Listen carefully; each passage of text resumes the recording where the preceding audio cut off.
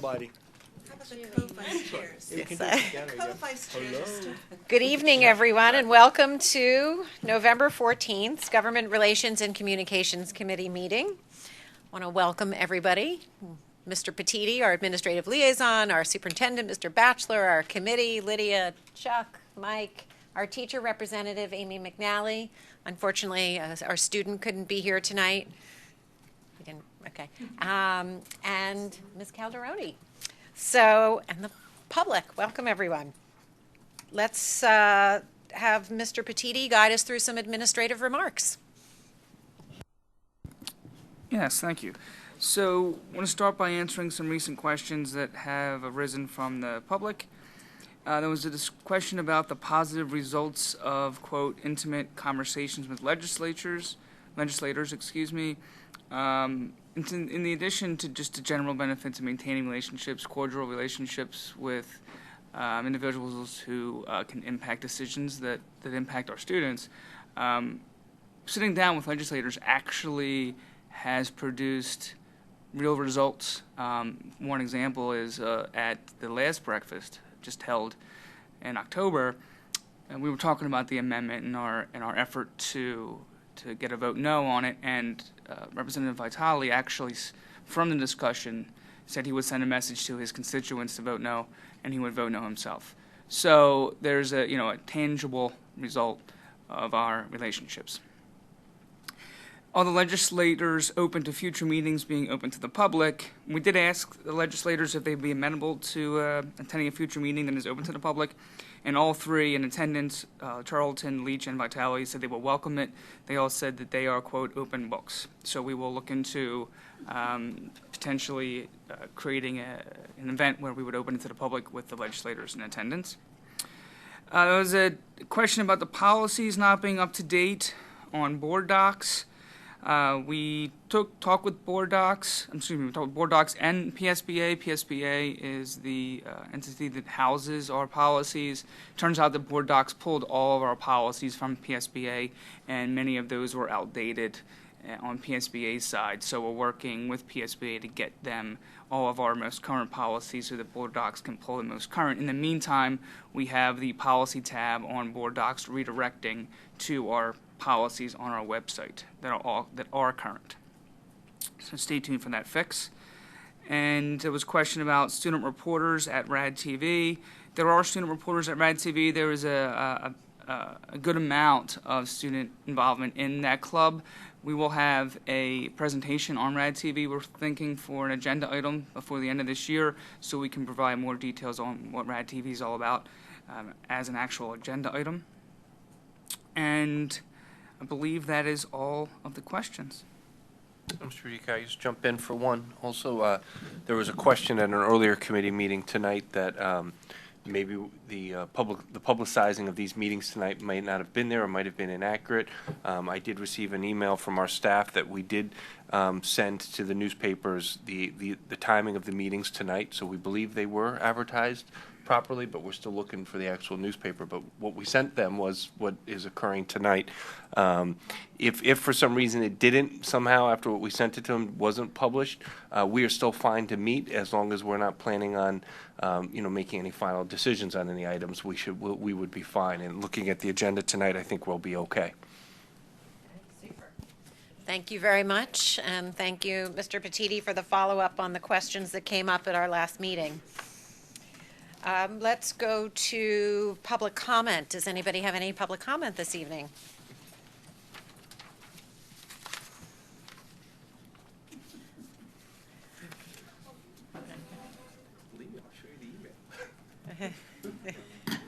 Good evening, Good. Cindy Spurtle, 106 Valley Forge Terrace, Wayne. The Suburban did not have it correct in this week's issue. Yeah. Fake news. Good evening, Cindy Spurtle, Wayne. A couple questions. Thank you for the updates. Thank you for the policy catching that and making a switch. On your remarks from last month, you had said that the public communication survey is scheduled to be completed in November, December. And my question is, has it been sent out yet? and since we're into November. And then also a question on where we stand in getting the TV station to work. On my Verizon, which is 31, and I believe it's channel 8 on Comcast, it's still a black screen. And because at least one of the public comments from last month, where there are some difficulties on Apple devices getting the meetings through the Silverlight,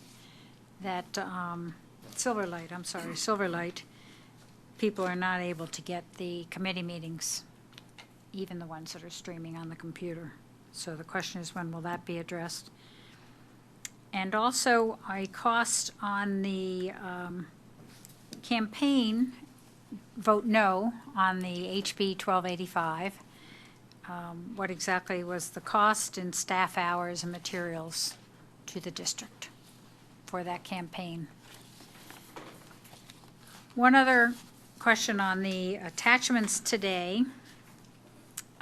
For the slide constitutional amendment results. My guess is that those that were highlighted as no votes were just examples because none of the total count for Pennsylvania does not agree with either one of the columns.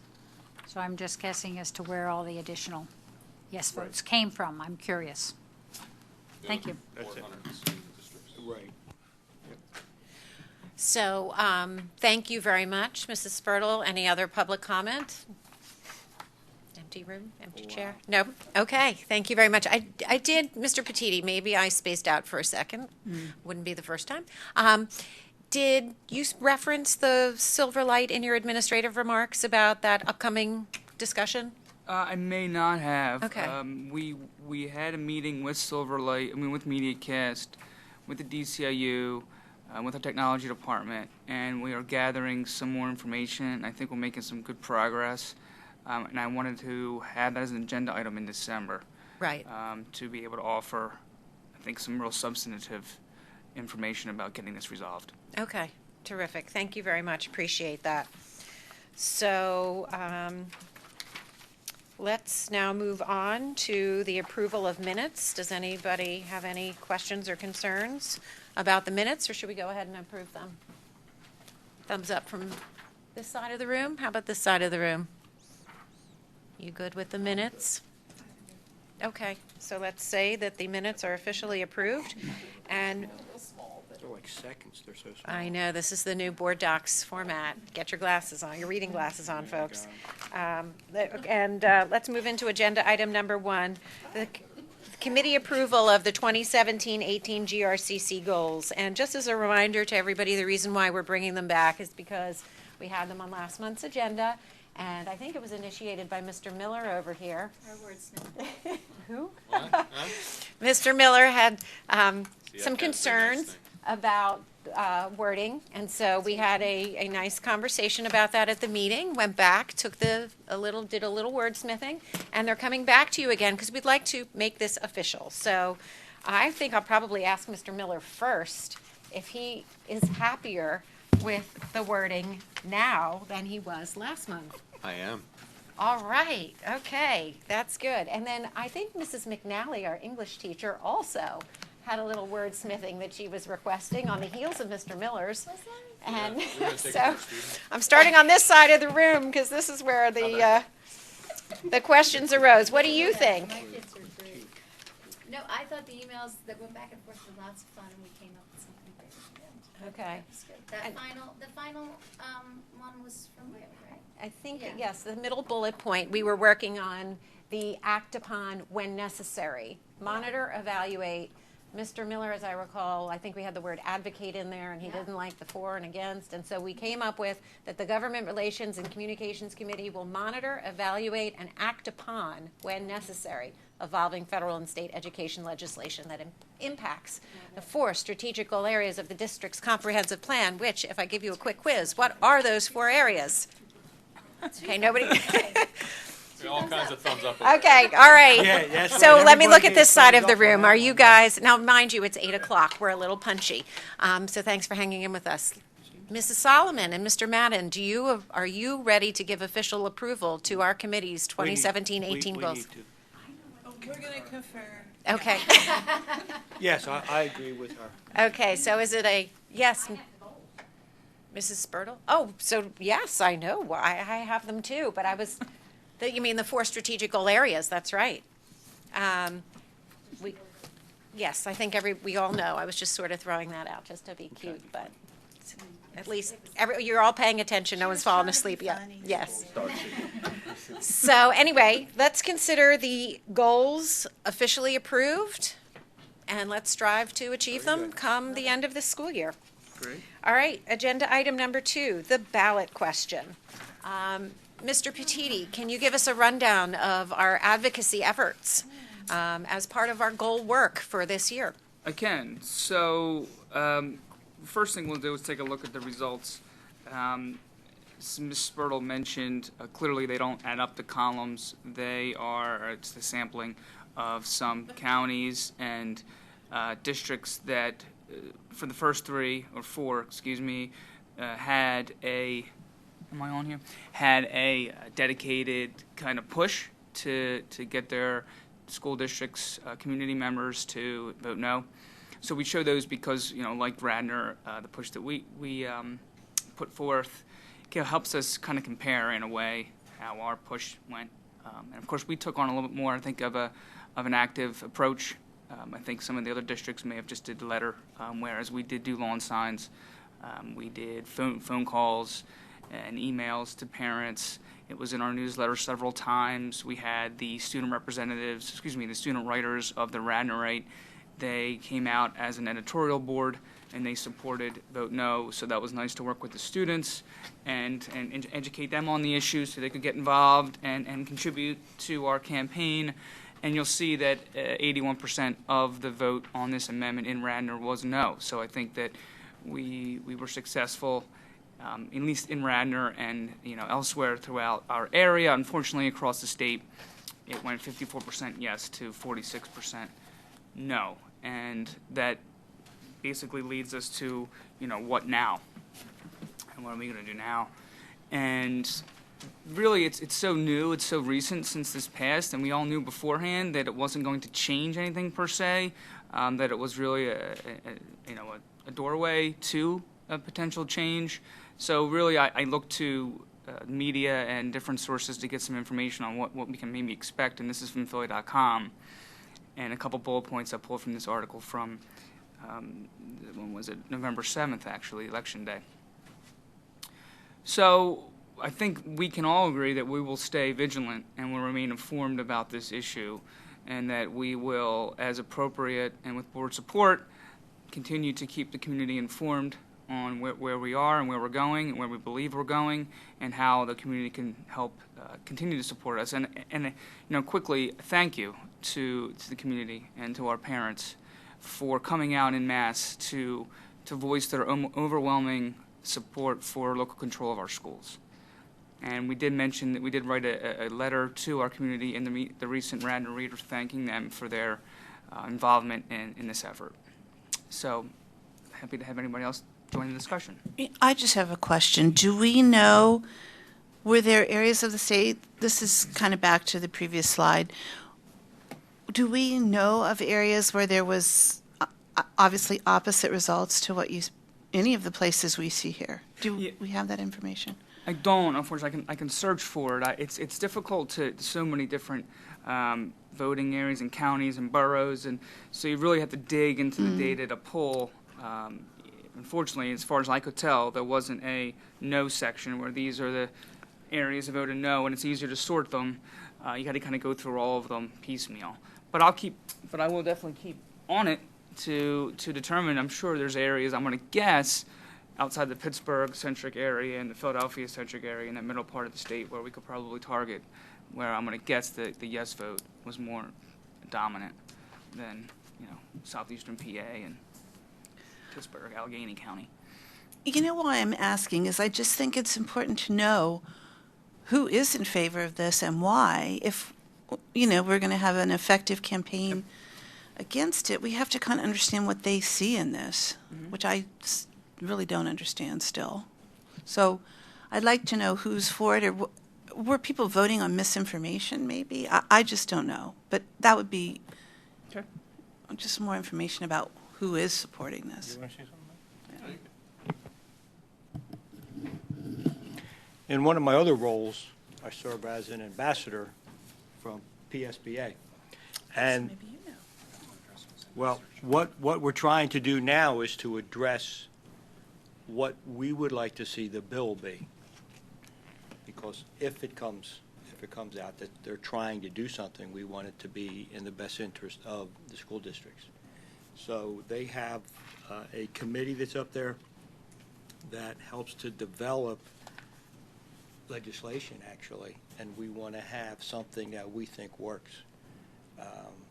PSBA doesn't have one voice about this because it's a fairly equal split at this point, but we are interested in making sure that we're in the game, PSBA, and that what we're doing is in the best interest. So I will follow up with any kind of information that I get.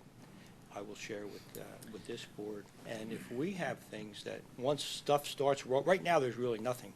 Once things begin to happen and we can see them, and then at that point we can say, we like this, we don't like this, and then move it forward. Yep. So do you have an active role in doing that? I mean, can you sort of run with this for Radnor in that format? Basically, as an ambassador, I'm really just a diplomat. And I don't do the actual work, seriously.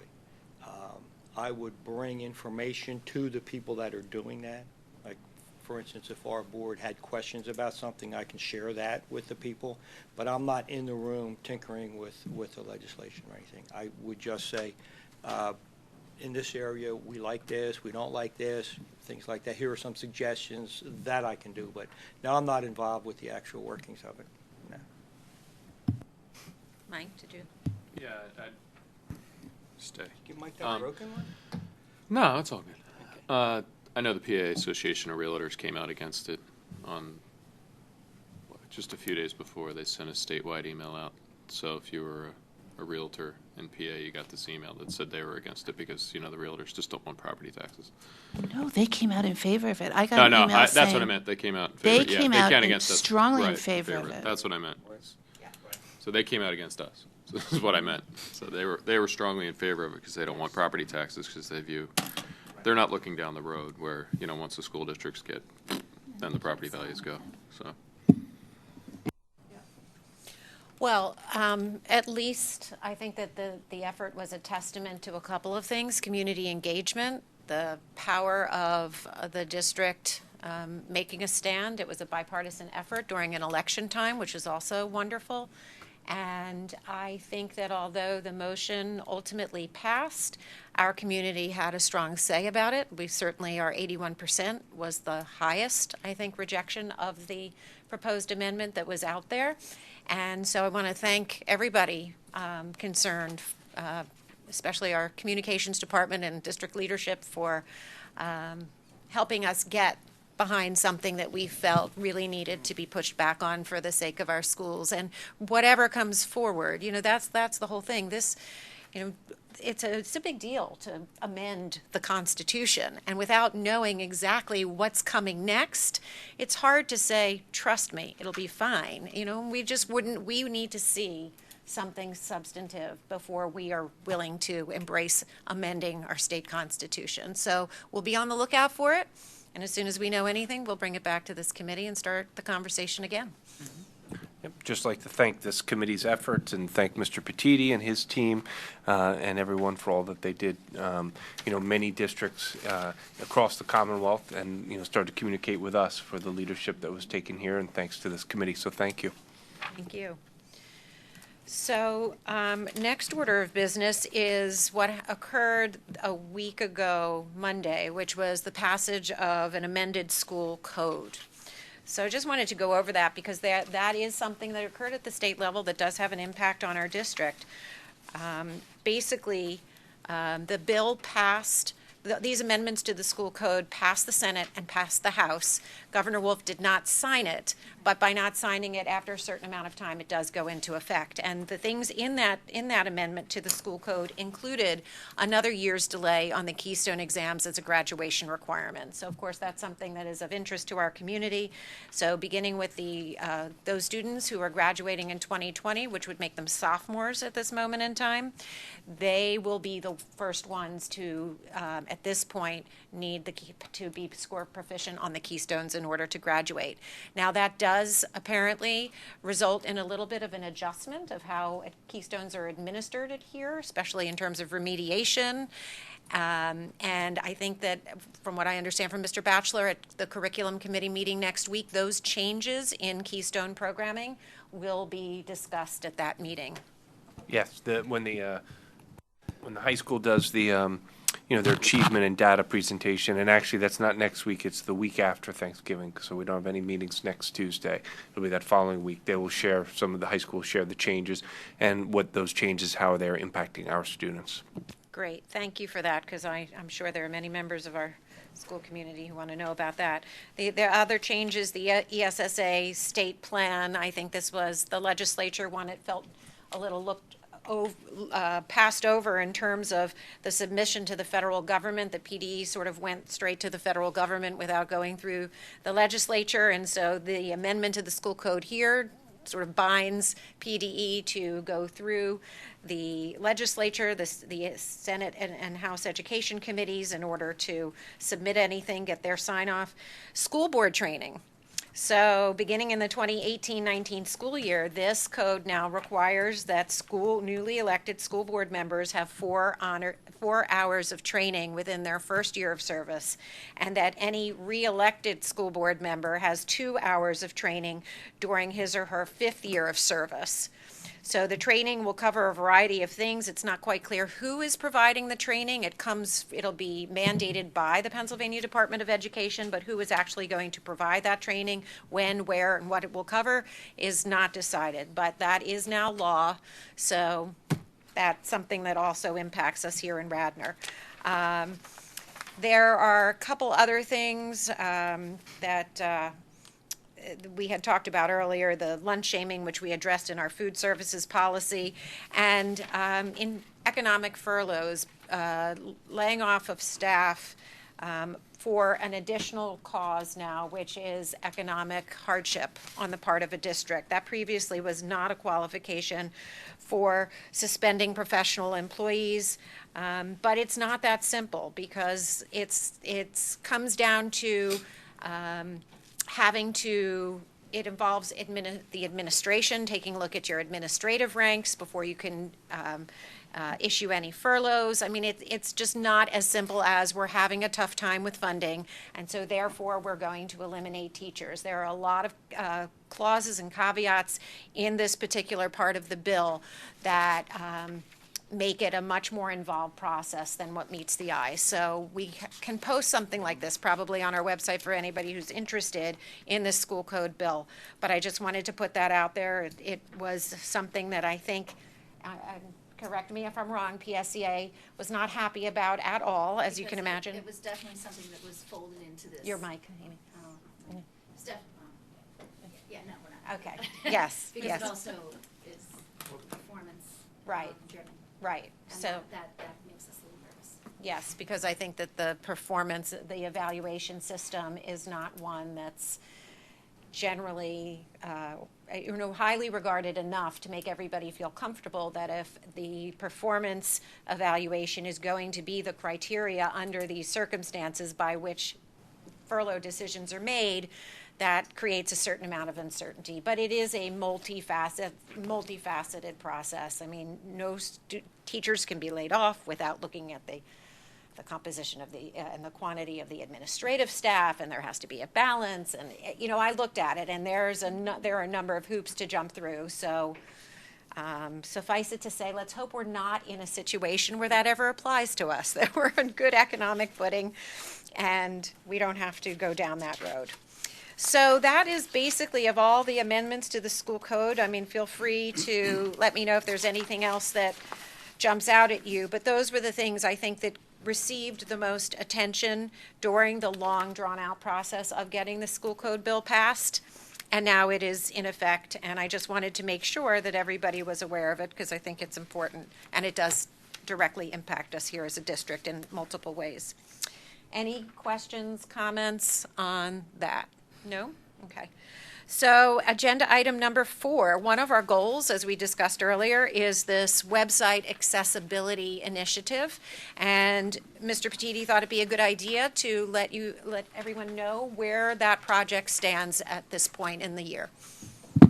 Thank you. So to bring everybody up to speed on some background on what has led us to adopt this as a goal of ours, the Office of Civil Rights on May 30th of last year, we entered into an official legal agreement with OCR to ensure that our website was accessible to individuals with impairments, disabilities, need to use a screen reader to see content on a website, process content on a website because, they're blind.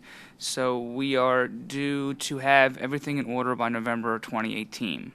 In addition, there was a communication survey that we're all familiar with that came out that really showed us some results around how we could improve our teacher web pages across the district in terms of consistency, keeping them updated, etc. So we kind of had two things collide, and we embarked upon an effort to bring all teachers into compliance for accessibility purposes, as well as establish some consistency and minimum content expectations for our teachers. So the project really involved informing our stakeholders, creating resources, and providing support.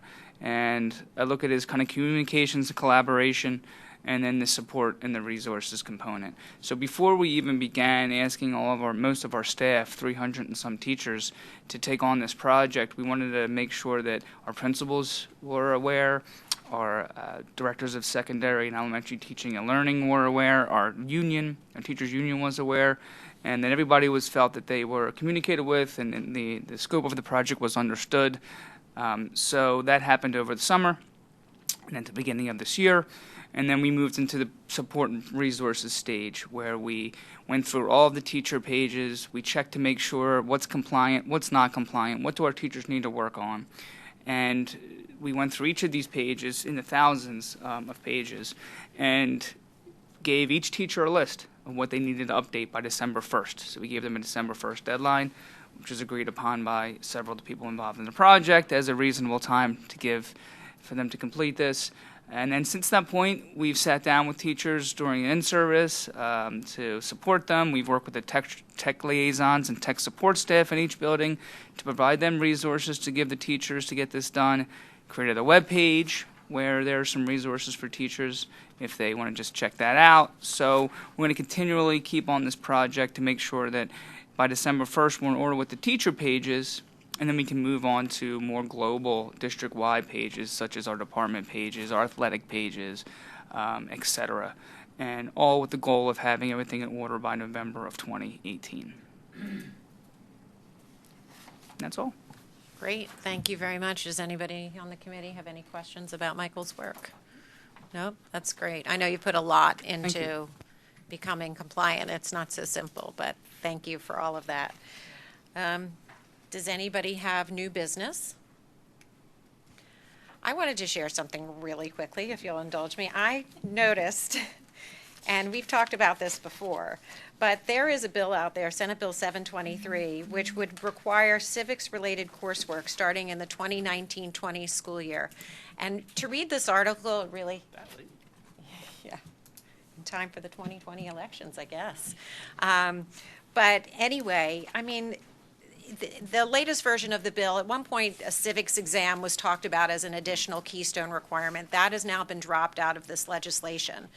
But I think that it's really compelling when you read the data. For example, there was a study done by the Annenberg Public Policy Center that showed that 25% of high school students across America could not name the 3 branches of government.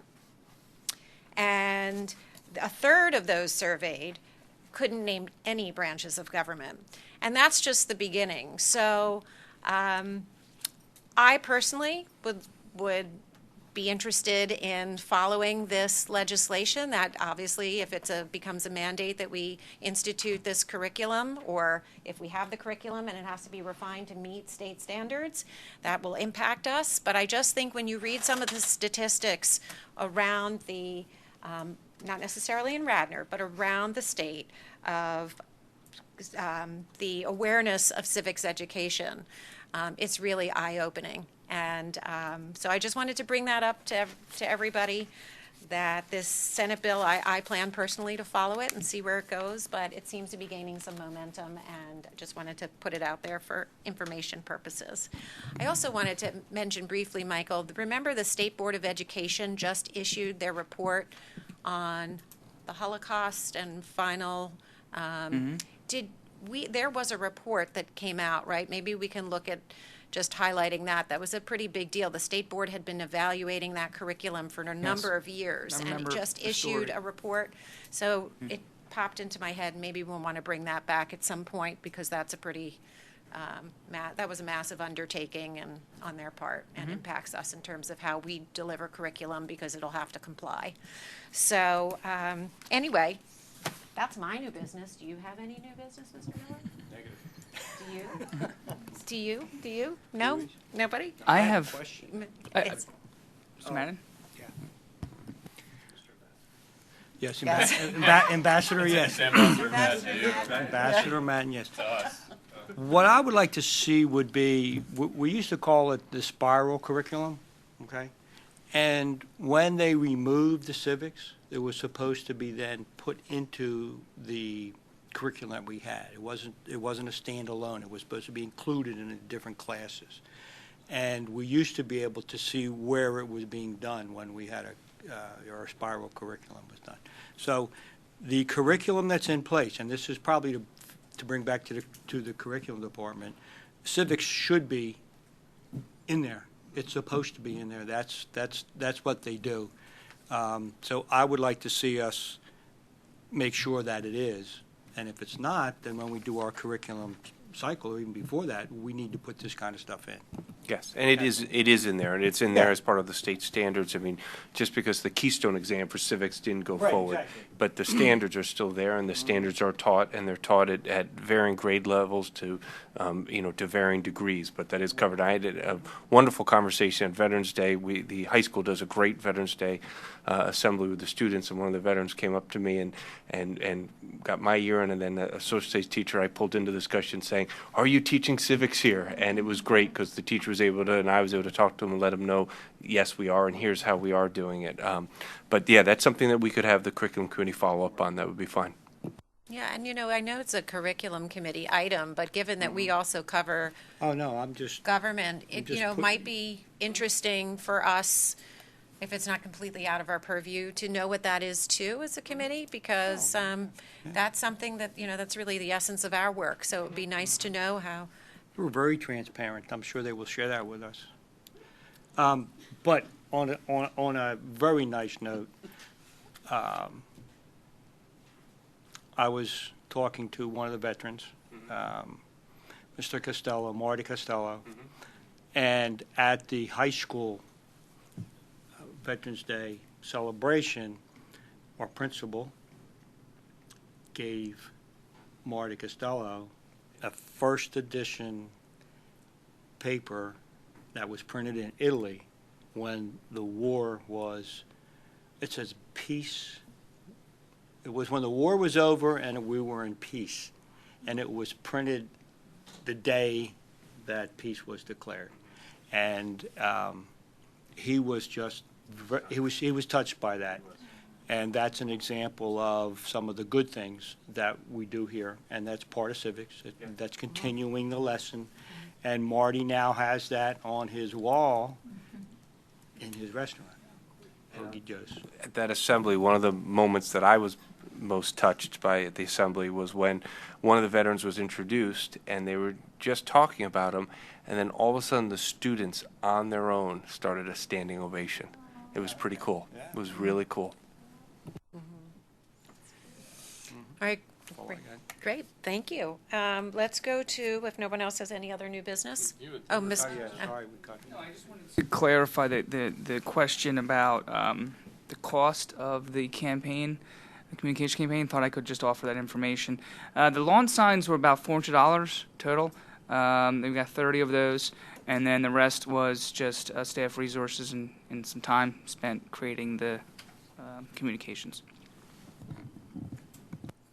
Great, thank you. So I think a good payoff on the investment. So thank you for all that. Final public comment. Mrs. Spurtle, it's all yours.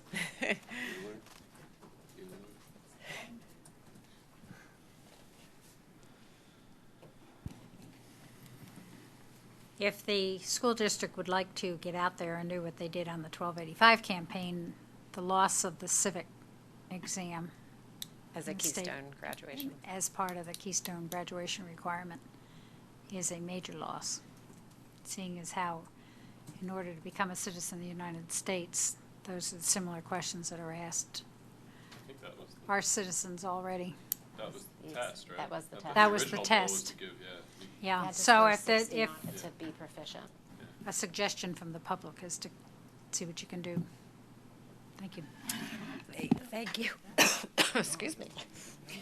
You got me all choked up on that, Cindy. Yes.